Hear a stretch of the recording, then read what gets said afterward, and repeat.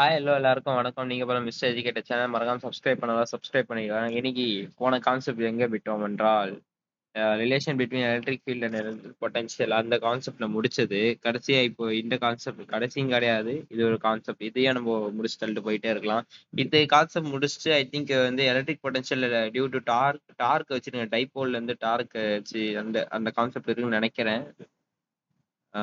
பார்ப்போமா? ஆ இது இருக்கு. யூனிஃபார்ம் டார்க் வச்சு அது எலக்ட்ரிக் ஃபீல்ட வச்சு இந்த கான்செப்ட்ட முடிச்சுட்டு, இந்த எலக்ட்ரிக் ஃப்ளக்ஸ் காஸ் லால இருந்து ஒரு முக்கியமான ஒரு 5 மார்க்ஸ்லாம் நெறைய இருக்கு. அதெல்லாம் போக சொல்லி தரேன். மேபி இன்னைக்கு என்னாம் தேதி? 12ஆம் தேதி. இது சீக்கிரமா நான் முடிக்க பார்க்குறேன். இது வேகமா வந்து போர்ஷன்ஸ் ஏன்னா வந்து மிட் டெர்ம்க்கு வர டைம் ஆயிடுச்சு. இம்பார்ட்டன்ட் கொஸ்டின்ஸும் போடுவேன். பிளஸ் இதுவும் போடுறேன். எந்தெந்த இதெல்லாம் வரும்னு. அது பேர் என்னது? ப்ராப்ளம்ஸ். ப்ராப்ளம்ஸ் ரொம்ப ரொம்ப முக்கியம். சென்டம் எடுக்கணும்னு நினைக்கிறவன் ப்ராப்ளம்ஸ், ஒன் வேர்டு எல்லாத்தையும் ஒழுங்கா படிச்சுட்டு போ. 2 மார்க்ஸ், 5 மார்க் கூட பிசிக்ஸ்ல ஒழுங்கா படிச்சலாம். ஆனா ப்ராப்ளம்ஸ் நிறைய பேர் சால்வ் பண்ண மாட்டாங்க. ஆனா ஈஸியா தான் கேட்பாங்க. ப்ராப்ளம்ஸும் சரி, அந்த 1 மார்க்ஸும் சரி. 1 மார்க்ஸ் விதியில படிச்சு தான் ஆகணும்.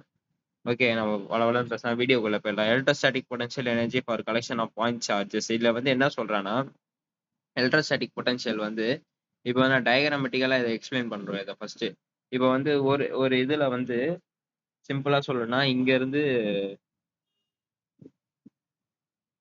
நம்ம எலக்ட்ரோஸ்டாட்டிக் பொட்டன்ஷியலுக்கு ஒரு ஃபார்முலா ஒண்ணு இப்போ வந்து ஃபர்ஸ்ட் வந்து இங்க ஒரு சார்ஜ் இருக்கு, இங்க ஒரு சார்ஜ் இருக்கு. இது ரெண்டுத்துக்கும் நடுவுல இருக்க பொட்டன்ஷியல் எவ்வளவு கேட்டா நம்ம என்ன டிரைவ் பண்ணிட்டோம் அது தெரியும். V is equal to 1/4 pi epsilon naught அதான் K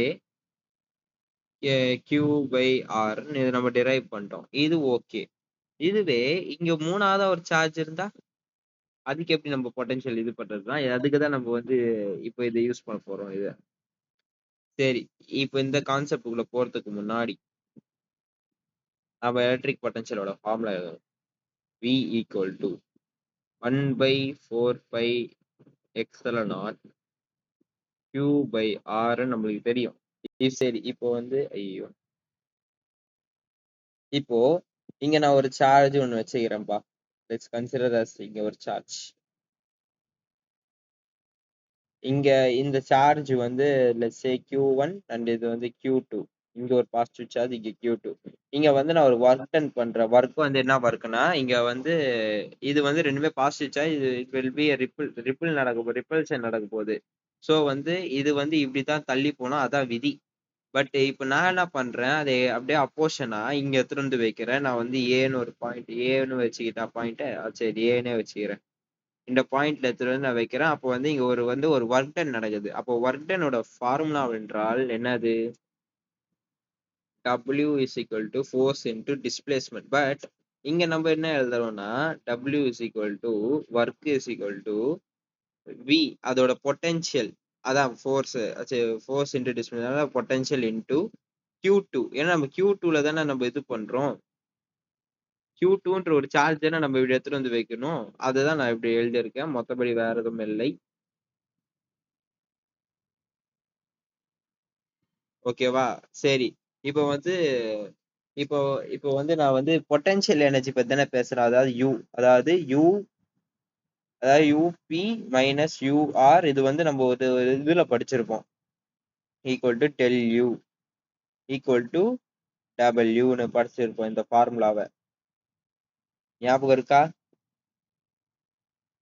ஏன் இதை நம்ம வந்து எலக்ட்ரோஸ்டாட்டிக் பொட்டன்ஷியல் அந்த ஸ்டார்டிங்லயே நம்ம அதை பார்த்திருப்போம் இந்த ஃபார்முலாவை. ஓகேவா? இதை வந்து நம்ம எப்படி எழுதுனா del U equal to work done equal nothing but W. Okay, இப்போ வந்து யூ அதாவது யூ ஈக்குவல் டு நம்ம யூன்னு எழுதுனால Q2 எந்த சார்ஜ் நான் தள்ளுறேன் இன்டு V பொட்டன்ஷியல். ஸோ நம்மளுக்கு இந்த V ஓட ஃபார்முலா நம்மளுக்கு என்னன்னு தெரியும். அது இப்போ எடுத்து எழுதுறாருங்க. என்ன அது கோப்பமா நடக்குது. Duster is not rising.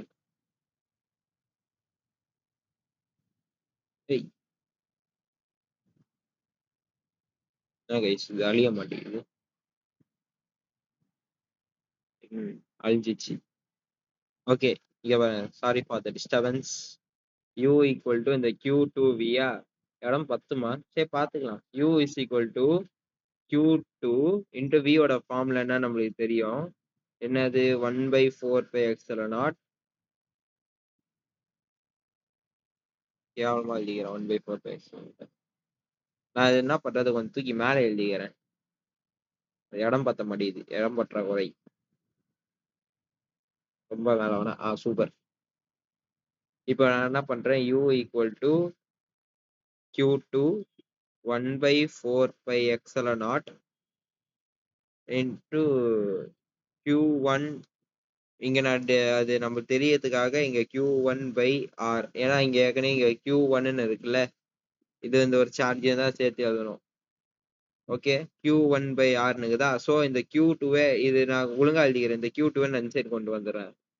ஒழுங்கா எழுதி ஒரு அரேஞ்ச்மெண்ட்டா கரெக்டா எழுதிக்கிறேன். இருங்க, அரேஞ்ச்மெண்ட்டா கரெக்டா எழுத போது என்ன கிடைக்கும், u இஸ் ஈக்குவல் டு 1/4π நான் கேன்னு எழுதிடுறேன். அப்போ வந்து என்ன கிடைக்கும், q1 q2/r. இதுதான் கடைசியா ஃபார்முலாவா கிடைக்கும் எப்போ நம்ம ரெண்டு சார்ஜோட பொட்டன்ஷியலை பத்தி பேசும்போது. இப்போ தலைவர் மூணாவது ஆள் மூக்க நுழைச்சா நடுவுல இங்க ஒரு பாசிட்டிவ் சார்ஜ், இங்க ஒரு பாசிட்டிவ் சார்ஜ், இங்க ஒரு பாசிட்டிவ் சார்ஜ், இப்படி இருந்தா.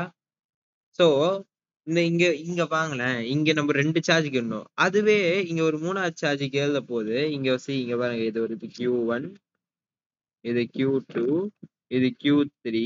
இங்க வந்து இது ரெண்டுத்துக்கும் டிஸ்டன்ஸ் வந்து r12ன்னு எழுதலாம்.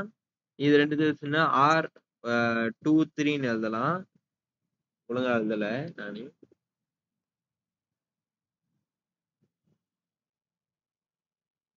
இத வந்து ஒரு பாக்ஸ் போட்டு இங்க நான் வந்து 3 சார்ஜ் வரைய போறேன்.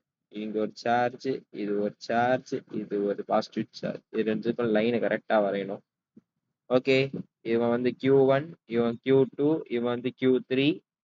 ஸோ வந்து இதுக்கு ரெண்டு டிஸ்டன்ஸ் r12, இங்க வந்து r23, இங்க வந்து r13. கரெக்டா. ஸோ வந்து இது ஈஸியா இந்த மாதிரி டினோட் பண்ணி எழுதலாம். இப்போ வந்து நான் 3 சார்ஜுக்கு நான் எழுத போறேன் இதோட ஃபார்முலாவை. 3 சார்ஜுக்கு எழுத போது என்ன நடக்கும் பார்ப்போமா. இப்போ 3 சார்ஜ் எழுதப்போ இந்த கேன்ற ஒரு விஷயத்த நான் வந்து, அதான் 1/4π கே, அந்த கே தூக்கி நான் வெளியே போட்டுறேன். ஏன்னா அது காமன்னால நான் வெளியே எடுத்துடுறேன். அது தப்பும் இல்லை அதுல. என்னது அடிச்சுட்டு இப்போ எழுதுறேன் பாருங்க. First charge q1 q2/r12 plus q2 q3/r23 plus q1 q3/r13. இதுதான், இவ்வளவுதான் ஃபார்முலா. இது வந்து ஃபார்முலா கிடையாது. இப்போ வந்து ஒரு டைபோல், அதான் எத்தனை எத்தனை யூனிட் சார்ஜ் இருக்கோ அதுல எத்தனை இது எலக்ட்ரோஸ்டாட்டிக் பொட்டன்ஷியல் இது பண்றோமோ அதுக்கு டிரைவ் பண்றதா இந்த ஃபார்முலா பத்தி குறிக்கிறது. மொத்தபடி எதுவுமே இல்லை. ஏன்னா வந்து இங்க ரெண்டு சார்ஜ் இருக்கிறதுனால இது இந்த சினாரியோல வந்து பாத்தீங்கன்னா இங்க ரெண்டு சார்ஜ் இருக்கு. அதுல நம்ம எவ்வளவு பொட்டன்ஷியல் இருக்குன்னு நம்ம இந்த ஃபார்முலா டிரைவ் பண்ணி காமிச்சோம். ஸோ இங்க 3 சார்ஜ் இருந்தா இது என்ன நடக்கும்னு சொல்லிட்டு இதுல பார்த்தோம். ஓகே கைஸ், இந்த வீடியோ பிடிச்சதா லைக், ஷேர், கமெண்ட் எல்லாம் பண்ணிட்டு விட்டு போங்க. நன்றி, வணக்கம்.